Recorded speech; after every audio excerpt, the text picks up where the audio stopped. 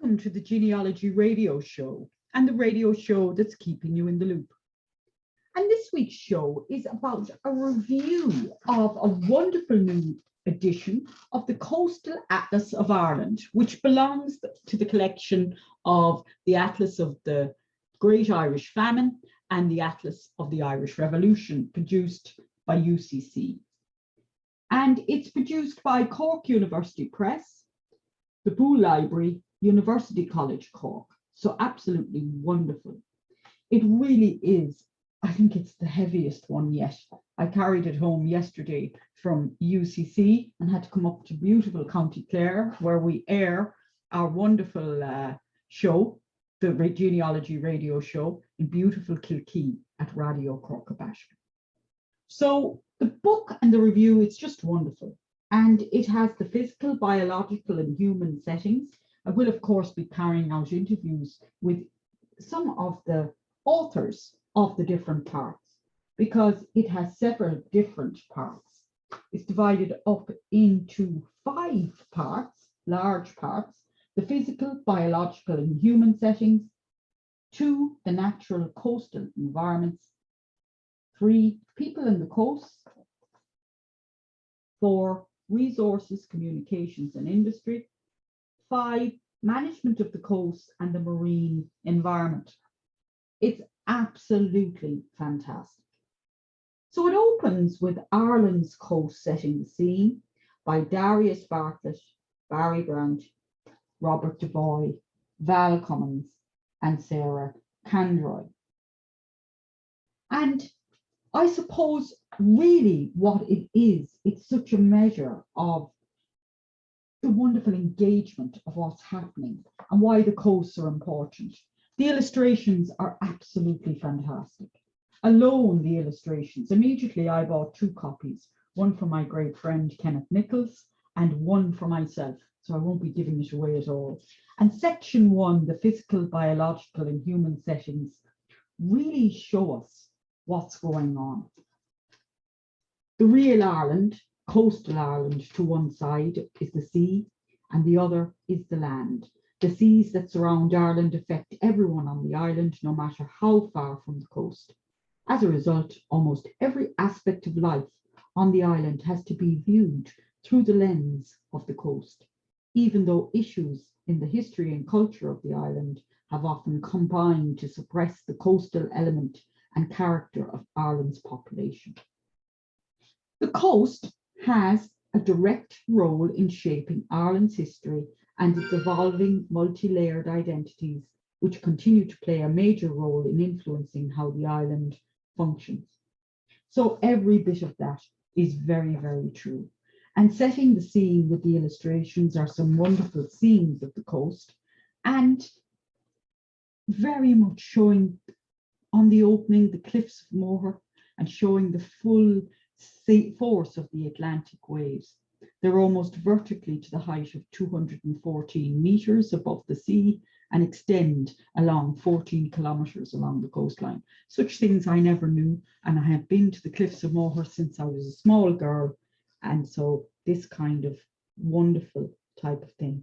It's one of Ireland's tourist attractions, receiving more than 1.5 million paying visitors annually.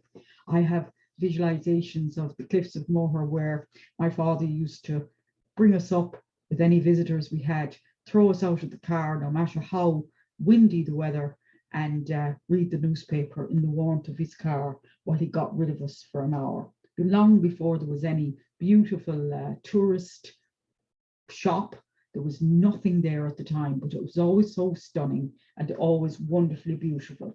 So the type of things that we have are the coastal and the Waterford city, founded by the Vikings, and the digital story map supporting digital materials has been compiled to complement the concept of the published atlas. So it actually has a digital partner here. And then we move on to the coastal environments, physical systems, processes, and patterns. So every bit of this is really, really interesting. And not just a reference book or a table book, but something special, something wonderful, because we're used to the digital in large volumes of material today, but we're not used to it so much in the traditional sense. So we have cold water coral reefs and carbonate mounds. And really, even though we think we know the coasts and we're fond of visiting them, we don't really. So this type of book is absolutely just filling in the gaps.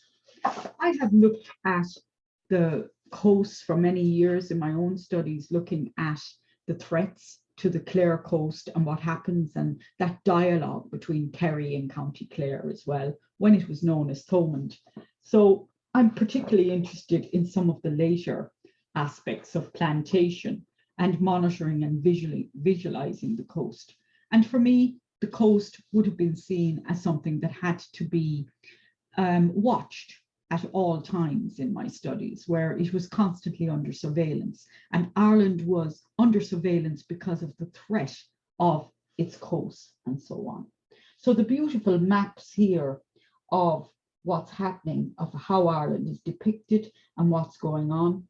And for our coastal dwelling ancestors, the ocean was a potentially hazardous realm, full of unknown dangers ranging from submerged rocks and terrifying storms to strange and hostile animals. Pirates, raiding parties, invading armies arrived by sea to terrorize shore-based populations. So that's very true. And also the shore-based terrorized the invaders in some cases as well. Even the way the roofs of the houses are tied down to withstand Atlantic gales by the sea is different from its slightly more inland parts. So there's case studies with Ptolemy's Inventory of Ireland, Geographical Features and Places by Mick Monk. And that's showing some wonderful maps here of what's going on and the significance of the inventory map and the names and the bits and pieces. So Geographic Information Systems by Darius Bartlett and the case study Deep Maps, West Cork, Coastal Cultures by Claire Connolly, Rachel Murphy, Breda Moriarty, Orla Peach Power, Michael Waldron, and Rob McCallan. So that type of information is just going to be able to build on as well. I'm just fascinated by the wonderful illustrations because they really make it and they really help you understand what's going on with this type of complex publication.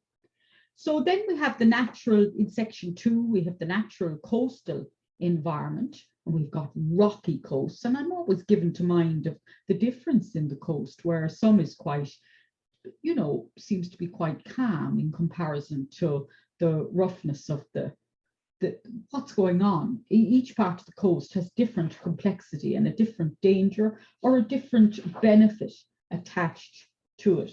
So it really does make a difference on, you know, what's happening on the coast, and especially when you're looking at various shore platforms and so on. So all that is explained, and you have the coastal boulder deposits in the Aran Islands and things like that. So it's giving a great deal of information, but in a very attractive way. So beaches and the problem of coastal defenses.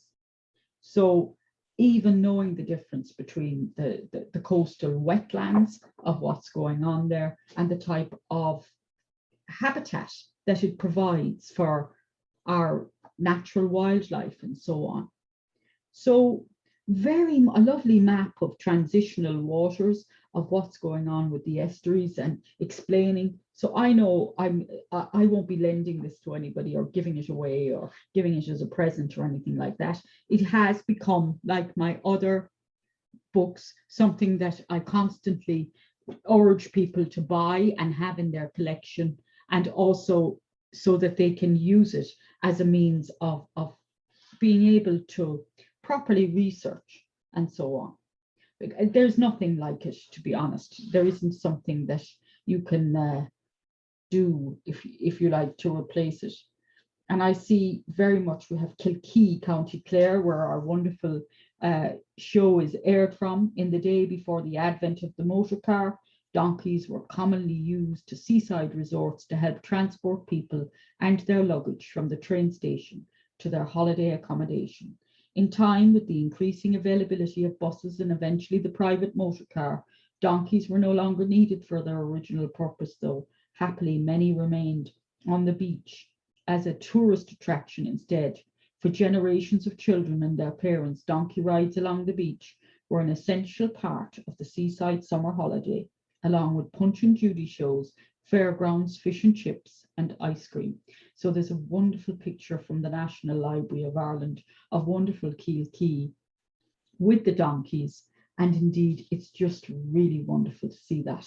Kilkee is such a great beach and so on. And it's wonderful to see what people were doing for their entertainment. And of course, we know during our pandemic that we have been at staycations and our beaches have never been so packed. So I was down in Ballybunion for a wonderful week during the summer, and it was absolutely wonderful to be able to go swimming in the sea and so on. I see a wonderful article, a wonderful part and section, The Spanish Armada in Ireland by Hiram Morgan, with some wonderful maps, and the portrait of Sir Richard Bingham, governor of Connacht from 1584 to 1596, an experienced military man who fought at Lepanto against the Turks in 1571, a ruthless reputation amongst the Irish. He was the principal executioner of the Armada survivors in Ireland, and there are some brutal accounts of that. So being able to look at the sources for that are wonderful as well. So in every part of this book, which I would highly recommend, from its Mesolithic activity to modern day looking at what's going on, it's really being able to see Ireland's history of piracy, 16th century, 17th century, and how it influences the urban as well, and what's going on with that at the time. I can highly recommend it, and it'll sell out very quick. I do know that. It won't be available. It'll have to go into a second run, and maybe third or fourth. So do hurry and buy it rather than wait for it to go down in price, because that's not going to happen. And it's absolutely, I'm just even looking at it, if I keep looking at it, I won't be getting very much more work done this afternoon. There's case studies. It's divided up into case studies. So you have the case study of Dublin, the case study of Belfast, and we forget that there's an influence on the sea in both places there. You know, the urban hinterlands and the Viking influence and bits and pieces. And then we have the research and development in aquaculture as well. So I didn't even know there was such a thing called aquaculture. And it's really great to be able to see that.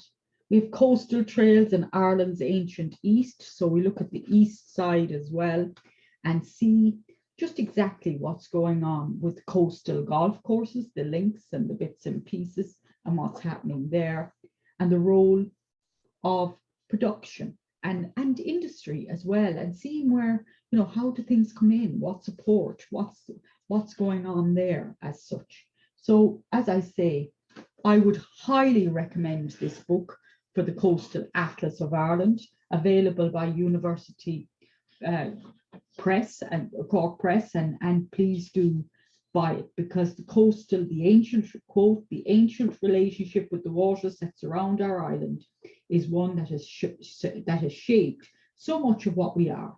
The sea has played a fundamental part in all periods of our social and economic history. The important atlas, a celebration of Ireland's coastal and marine endowments, takes the reader on a voyage from the distant geological past by way of the prehistoric era, with a focus on the island's physical environments. An important contribution, it moves to the human colonization of Ireland, to the complex cultural and economic landscapes of more recent times. A consideration of our coastal and marine environments is essential to our understanding of the history of landscape of more recent times. So absolutely wonderful. And that's from Michael D. Higgins, Uachtaráin Hearn, President of Ireland. And I think that that's a fine account of what's going on there. So without further ado, another third for the Coastal Atlas of Ireland, one that I'll continue to keep looking at and can highly recommend at this time. And I just want to tell you a little bit about where we are with the genealogy radio show. We're going to be looking at a lot of space and place for this series coming up. And we're also looking at various different little case studies of what we're doing at the moment. The show airs once a week, and we're always very keen to have interviews. So do contact me if you want to be interviewed, and I'll certainly be reaching out to interview people on the Coastal Atlas of Ireland as well, because any of those type of publications are really important to highlight. Place is really important in genealogy. If you don't have it, it's very hard to work out which branch you're from or how they got there and so on, and how people migrate and what makes them go, and how does this happen, can happen over a very long period of time, even though it seems as if they just arrived. They could have strong links to a place and so on. For genealogy and family history research, understanding place is intrinsic to tracing your Irish family roots. So we will be doing a number of workshops in how that works as well. And it's wonderful to be able to say that we're really looking forward to engaging with our UL students again in September, who produce so many wonderful shows for us over the past few years, and they'll be trained again. And if anyone is looking for mentoring purposes and bits and pieces, please do contact me. I have my email at merrimanresearch@gmail.com, because that's an avenue that we're going to be exploring, and relationships that we're looking at as well, so that we can deepen the depth of the wonderful genealogy radio show, which has gone from strength to strength and well supported from Radio Cork. So without further ado, I'm going to leave you today with the wonderful Coastal Atlas of Ireland. And I think it's the heaviest yet. It certainly shows that it's an examination of Ireland's unique relationship to the sea, a rare combination of the historical and the natural. The book is as comprehensive as it is beautiful. And the book is a rare and extraordinary fusion of land and seascapes, scientific inquiry, artistic talent, a view of the Irish coastline as you've never seen it before, filled this exile with gratitude for the coast itself and for the makers of this exemplary work, Fergal Keane, the BBC. So with that, thank you very much for listening. And our show airs at 4 o'clock, and it is podcast and out on a Sunday as well. That's all for now.